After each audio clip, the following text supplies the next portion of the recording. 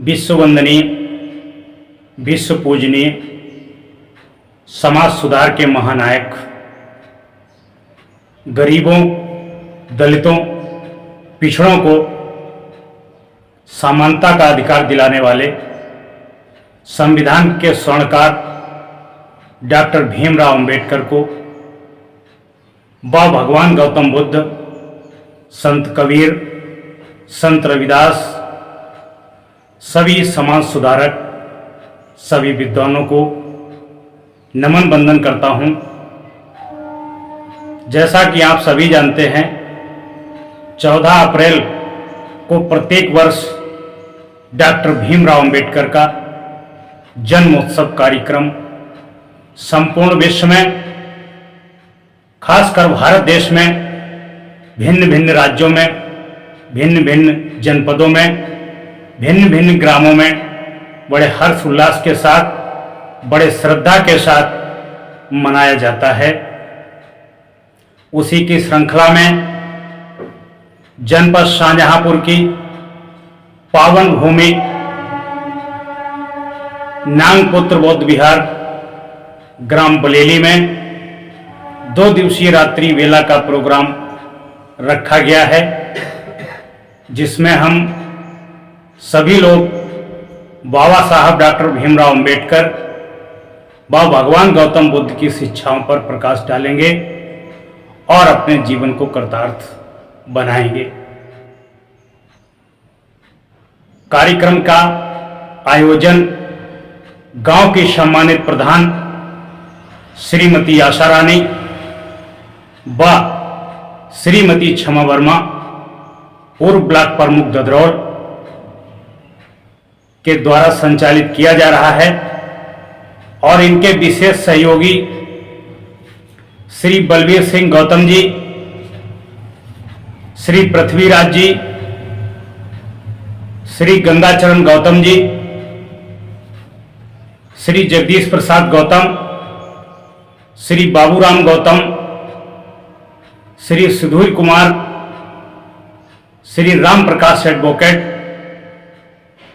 व दूर दूर से आए बाबा साहब के अनुयायी प्रेमीजन, ग्राम पंचायत सिमरिया से आए हुए बाबा साहब के प्रेमीगण, ग्राम खिरिया खुर्द से आए हुए बाबा साहब के प्रेमीगण, पंचायत टिकरी से आए हुए बाबा साहब के अनुयायी एवं प्रेमीगण, ग्राम पंचायत उदयपुर कटैया खिरिया खुर्द से आए बाबा साहब के प्रेमीगण, ग्राम पंचायत शहबाज नगर से पधारे सभी श्रद्धालु, जनपद शाहजहांपुर से पधारे कई अधिकारी, कर्मचारी, अधिवक्तागण, यहां पर हमारे सम्मुख उपस्थित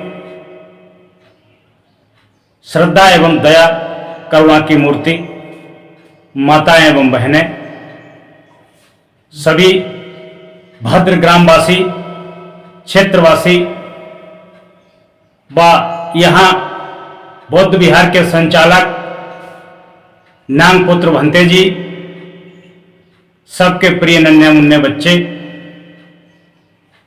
आज मैं बाबा साहब की शिक्षाओं और बाबा साहब की समाज सुधार का जो योगदान रहा उसको लेकर के उस विषय पर चर्चा करूंगा, ताकि बच्चों को भी सीख मिले और हमें भी पता लगे, हमारी पीढ़ी को भी पता लगे कि बाबा साहब डॉक्टर भीमराव अंबेडकर किसी देवी देवता से कम नहीं थे, बल्कि उनके ऊपर थे। भारत में 33 करोड़ देवी देवताओं को माना जाता है। जब हमारा निचला वर्ग, शोषित वर्ग, पिछड़ा वर्ग, दलित वर्ग, शोषित समाज कठिनाइयों, परेशानियों, छुआछूत और जानवर जैसी बदतर जिंदगी जी रहा था, तब 33 करोड़ देवी देवता में कोई सामने नहीं आया।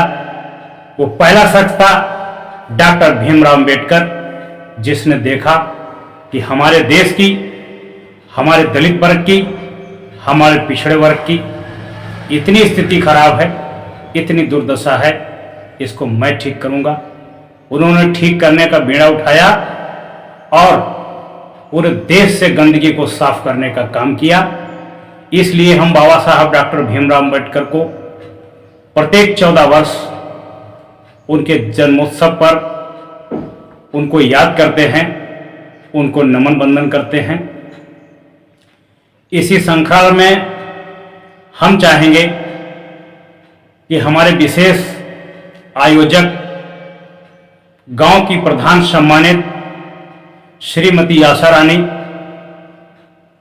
व श्रीमती क्षमा वर्मा ब्लॉक प्रमुख, उनके पति श्री छोटेलाल राज, जो बहुत ही आदर और सम्मान के योग्य हैं, उनको नमस्कार और प्रणाम करता हूं, क्योंकि उनके अंदर वो सामर्थ्य है, वो योग्यता है जो अपने संपूर्ण समाज को, गांव को एकता के सूत्र में बांधने का काम करते हैं और आवश्यकता पड़ने पर गरीबों की मदद करते हैं, निशाय की मदद करते हैं, अन्याय के प्रति अपनी आवाज उठाते हैं और उसे न्याय दिलाते हैं।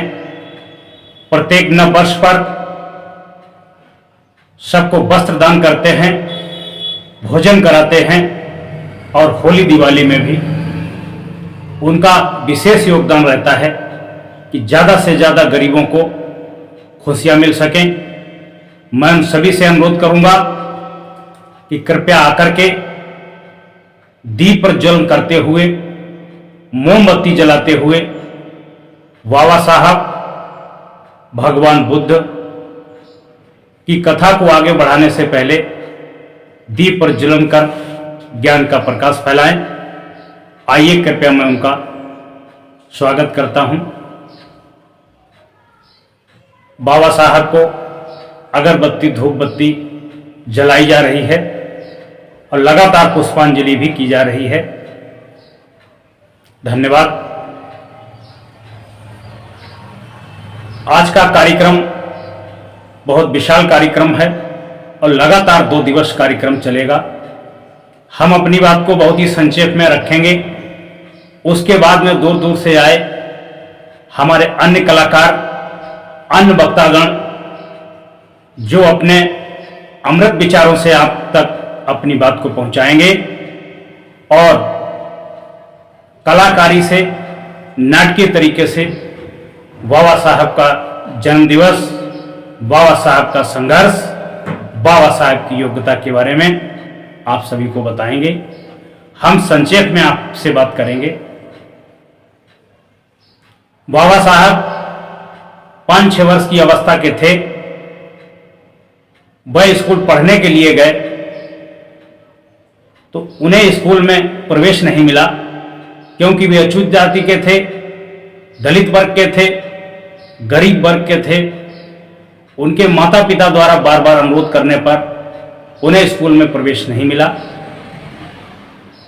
उनकी मां और पिता भावुक होकर घर वापस चले आए और मन ही मन रोने लगे कि हमारा बच्चा पढ़ने का इच्छुक है, लेकिन समाज की रूढ़िवादी परंपरा, अंधविश्वास, ढोंग ढकोसला, उसका शिकार हो रहा है मेरा बच्चा, जिसको प्रवेश नहीं मिलेगा। एक गांव देहात की कहावत है कि जो होनहार विरवा होता है उसके पत्ते चिकने होते हैं। डॉक्टर भीमराव अंबेडकर बाबा साहब बचपन से ही कुशाग्र बुद्धि के थे। उन्होंने अपनी मां से पूछा, मां मेरा स्कूल में एडमिशन क्यों नहीं हुआ? तो उस मां ने रोते हुए बच्चे को जवाब दिया कि बेटा, हम उस वर्ग में आते हैं, दलित वर्ग में आते हैं, पिछड़े वर्ग में आते हैं, जहां बच्चों को पढ़ने का अधिकार नहीं है। बाबा साहब ने कहा कि ये बात आप कैसे कह सकती हो? तो उन्होंने कहा, ये बात मनुस्मृति में लिखी हुई है, मनुवाद में लिखी हुई है कि कोई अनुसूचित जाति का बच्चा, पिछड़े वर्ग का बच्चा, दलित समाज का बच्चा शिक्षा योग्य नहीं है, वो जानवरों के योग्य है। बाबा साहब अंबेडकर ने कहा कि जरूरी नहीं कि लिखा हुआ सही ही हो, मुझे वो किताब दिखाओ, अगर मैं पढ़ा और मैं इस किताब को बदल दूंगा इस देश को बदल दूंगा, सब पढ़ेंगे, सब आगे बढ़ेंगे। बाबा साहब ने कठिन प्रयासों के साथ में अपनी शिक्षाओं को पूर्ण किया। बाबा साहब के पास पैसे का अभाव था। बड़ौदा से पैसा कर्ज लेने के बाद में विदेश पढ़ने के लिए जाते हैं। सकुशल उनकी पढ़ाई पूर्ण होती है। 4 विषयों में पीएचडी उपाधि प्राप्त की थी और कुल मिलाकर उनके पास 32 डिग्रियां थी। उस समय भारत में संपूर्ण मुल्क में उनके बराबर कोई व्यक्ति पढ़ा लिखा नहीं था। बाबा साहब लंदन से वापस आते हैं और अपने किए गए वादे के मुताबिक बड़ौदा की चीफ सेक्रेटरी की नौकरी करते हैं। नंबर 1 क्लास की नौकरी करते हैं। वहां का चपरासी फाइल फेंक करके देता है और पानी दूर से मिट्टी के बर्तन में देता है। बाबा साहब कहते हैं कि इतना बड़ा घोर अपमान, इतनी बड़ी बेइज्जती मैं नहीं सहन करूंगा। मैं इतना योग्य हूं, इतना पढ़ा लिखा हूं, कहीं भी किसी भी देश में जाकर के टॉप क्लास की नौकरी करूंगा और अपने जीवन को उज्जवल बना के पूरा जीवन आनंद में व्यतीत करूंगा। बाबा साहब हताश और निराश होकर के चले जाते हैं, लेकिन ये मन क्षण क्षण में बदलता है। बाबा साहब डॉक्टर भीमराव अंबेडकर ने कहा कि मैं इतना पढ़ा लिखा हूं, इतना योग्य हूं, तो हमारी ये दशा है और हमारा गरीब समाज, हमारा गरीब तबका, पिछड़ा तबका, वो बिल्कुल पढ़ा लिखा नहीं है। उसकी तो जिंदगी जानवरों से भी बदतर है। मैं वापस नहीं जाऊंगा, अपने समाज के लिए कुछ करके दिखाऊंगा। अपने दलितों, पिछड़ों और महिलाओं के लिए कुछ करके दिखाऊंगा। बराबर का सम्मान दिला के रहूंगा, बराबर का अधिकार दिला के रहूंगा। इन्हें मानव मानव बना के रखूंगा। मनवादियों का सफाया कर दूंगा। बाबा साहब बड़े हुए, कैबिनेट मिशन योजना आई, देश आजाद हो चुका था। उस समय देश में कोई ऐसा व्यक्ति नहीं था जो भारत का संविधान लिखता। बाबा साहब डॉक्टर भीमराव अंबेडकर को इस योग्य समझा गया कि भारत देश में एक अकेला ऐसा व्यक्ति है जो भारत संविधान का निर्माण कर सकता है। बाबा साहब डॉक्टर भीमराव अंबेडकर ने भारतीय संविधान का निर्माण किया, जिसमें उन्होंने अनेक कठिनाइयों को, संघर्षों को झेला और अपने सपनों को पूर्ण किया। हर एक मनुष्य को बराबरी का अधिकार दिलाया, शिक्षा का अधिकार, स्वतंत्रता का अधिकार, अभिव्यक्ति करने का अधिकार, धार्मिक स्वतंत्रता का अधिकार, नौकरी करने का अधिकार, छुआछूत को खत्म करना, भ्रष्टाचार को खत्म करना, मानव मानव को समझना, सभी को एक समान समझना। उन्होंने संविधान लिख करके तैयार कर दिया और बाबा साहब भारत रत्न कहलाए। उन्हें भारत रत्न पुरस्कार से सम्मानित किया गया। और इतना ही नहीं, कुछ कामचोर, कुछ जाति वर्ग के हिसाब से उन्हें काफी अरसे के बाद में भारत रत्न पुरस्कार दिया गया, जबकि बाबा साहब भारत रत्न के मोहताज नहीं थे, वो विश्व रत्न बन चुके थे, विश्व रत्न बन चुके थे। बाबा साहब की शिक्षाओं से प्रेरणा लेकर के मैं यही कहूंगा कि आगे बढ़ने के लिए दृढ़ संकल्प, परिश्रम और संघर्ष की आवश्यकता है। किसी भी कार्य को करने में तुम्हें समस्या आ सकती है, दिक्कत आ सकती है, लेकिन तुम्हारा आत्मबल, हौसला और जज्बा तुम्हारे पास है तो तुम्हारी गरीबी तुम्हें रोक नहीं पाएगी।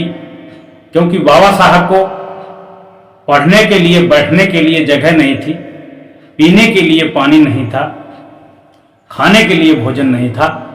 उन्होंने इतना संघर्ष किया कि वे इस योग्य बन गए कि उन्होंने अपनी कलम की ताकत से पूरे भारत को बांध दिया।